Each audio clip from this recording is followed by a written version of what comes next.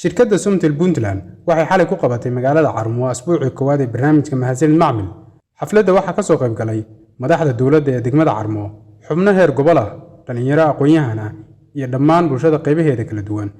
Waxaana asbuuca koowaad ee barnaamijka Mahadsanid Macmil lagu guuleysanayay aqal dhammaystiran iyo taleefanka casriga ah ee iPhone 16 Pro Max.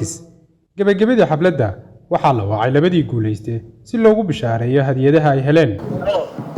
walaal waa magacaagii meesha joogtay maxamed daaro kalgacay waxa kula hadlaya waa gudoomiyihii Carmo barnaamijka Mahadsanid Macmil oo shirkadda Somtel bixiso waa marti caawi ah marka waxa ku guuleysatay aqal hurdo oo dhammaystiran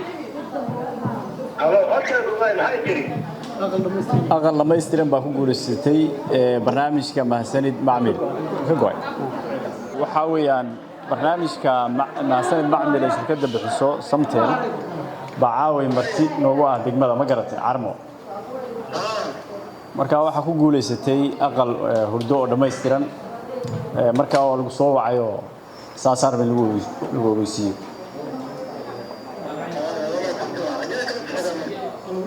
wixii faahfaahina